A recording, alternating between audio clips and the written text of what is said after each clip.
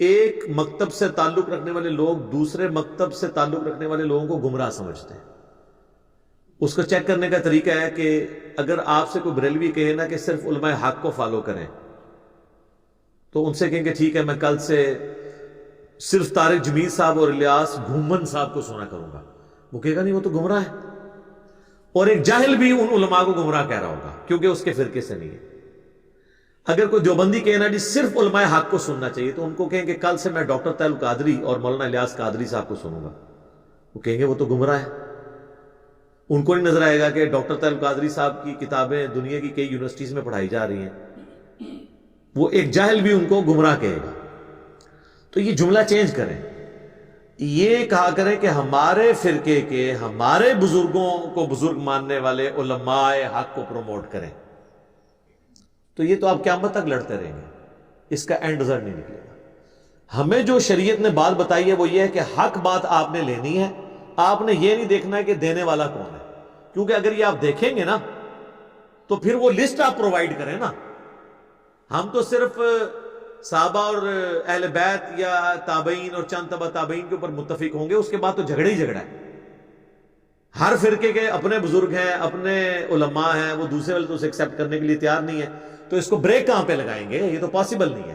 اور پھر میرا ایک معصومانہ سوال ہے کہ اگر ایک قادیانی پوری زندگی صرف اپنے قادیانی علماء یا مربی حضرات سے ہی ختم نبوت سمجھتا رہا تو اسے سمجھ آئے گی؟ کبھی نہیں. تو آپ اس کو یہ کہیں گے نا کہ بھی باقیوں کا بھی پوائنٹ آف ویو سنو تاکہ تمہیں پتا چلے کہ حق بات کیا ہے. یہی کہیں گے نا. اور آگے سے اگر وہ یہ کہے کہ صرف علماء حق کو سننا چاہیے اور ہمارے علماء علماء حق ہیں، تو آپ اس کو کیا کہیں گے کہ یار وہ تمہارے نزدیک علماء حق ہے نا، تو سر آپ کے بھی آپ کے نزدیک علماء حق ہے، دوسروں کے نزدیک نہیں ہے. تھنک آؤٹ آف باکس کریں تو آپ کو پتہ چل جائے. اور ہم تو یہ رسک لے ہی نہیں سکتے.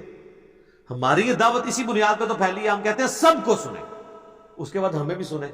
تو آپ کو پتہ چلے گا کہ کون قرآن و سنت کے ریفرنسز سے بات کر رہا ہے اور کون صرف بزرگوں کے حوالے قصہ کہانیاں سنا کے فارغ کر رہا ہے.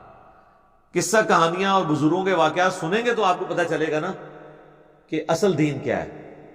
جب تک پیاس نہیں ہوگی تو آپ کو ٹھنڈے پانی کی قدر کیسے آئے گی؟ تو یہ آپ کہانیاں سنیں گے تو پھر آپ کو جب قرآن و سنت سے بتایا جائے گا تو آپ فوراً انجینئرنگ کر لیں گے کہ یار وہ تو کہانیاں سنا رہا تھا. یہ ہم رسک نہیں لے سکتے کہ لوگوں کو روکیں، اور نہ اسلام نے ہمیں ایسی تعلیمات دی ہیں.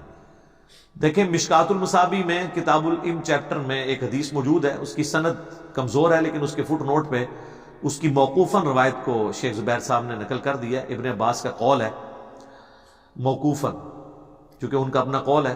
مرفوع حدیث جو نبی علیہ السلام کے ریفرنس ہے وہ کمزور ہے کہ جو دانائی اور حکمت ہے یہ مؤمن کی گم شدہ میراث ہے، جہاں سے ملے اسے حاصل کر لو.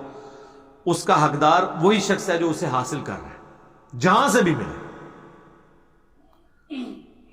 اور اس کا کلائمیکس وہ صحیح بخاری کی حدیث ہے جو شیطان نے انسانی شکل میں آ کے حضرت ابو ہریرہ کو ایک وظیفہ بتایا تھا کہ اگر تم رات کو سونے سے پہلے آیت الکرسی سورۃ البقرہ کی آیت نمبر 255 پڑھ لو تو صبح تک اللہ کی طرف سے ایک فرشتہ مامور ہو جائے گا تمہاری حفاظت کے اوپر. تو نبی علیہ السلام کو جب انہوں نے بتایا تو آپ صلی اللہ علیہ وآلہ وسلم نے فرمایا 3 راتوں سے یہ جو بھیس بدل کر انسانی شکل میں تیرے پاس آ رہا تھا، جانتے ہو وہ کون ہے؟ وہ شیطان تھا. وہ ہے تو جھوٹا لیکن اس نے یہ بات سچی کہی. تو آیت الکرسی کا وظیفہ نبی علیہ السلام نے ڈائریکٹ تعلیم نہیں کیا، یہ شیطان نے بتایا تھا، حضور نے اسے انڈورس کر دیا. تو آج کوئی شخص مسئلہ بتائے گا اسے بھی نبی علیہ السلام نے انڈورس کرنا ہوگا. کس طرح؟ کہ وہ کتاب و سنت میں موجود ہو. علماء نے نہیں کرنا، کیونکہ علماء تو اپنے اپنے فرقے کی الگ الگ باتیں بتائیں گے. تو یہ حدیث اس بات کا ثبوت ہے کہ اگر شیطان بھی صحیح بات کرتا ہے نا جسے نبی علیہ السلام کی مہر حاصل ہو تو اسے ایکسیپٹ کریں. اس سے بھی بڑھ کے اگر کوئی چھوٹا سا بچہ آ کے آپ کو کہتا ہے کہ جی، اور وہ بچہ بھی چھوڑ دیں، کوئی بہت بڑا آ جاتا ہے یہودی عیسائی ہندو، اور وہ آپ سے کہتا ہے کہ تمہاری کتاب قرآن میں لکھا ہے سورۃ البقرہ کی آیت نمبر 279 میں کہ جو سود کھاتے ہیں اللہ اور اس کے رسول کا اعلان جنگ ہے ان کے خلاف عز و جل و صلی اللہ علیہ وآلہ وسلم. تو آپ اسے یہ کہیں گے کہ چونکہ تو ہے ہی غیر مسلم اور دین تو صرف علماء حقہ سے حاصل کرنا ہوگا. علماء حق کا ویسے لفظ نہیں ہوتا، میں یہ حقا سے بنا لیتا ہوں، علماء حق لفظ ہوتا ہے. تو تم تو علماء حق نہیں ہو، لہذا چونکہ تم نے علماء حق نہیں ہو، لہذا تمہاری بتائی ہوئی سورۃ البقرہ کی آیت نمبر 279 بھی میں نے نہیں ماننی. تو اس کو تو چھوڑ دیں، آپ اپنا ایمان فارغ کر بیٹھے.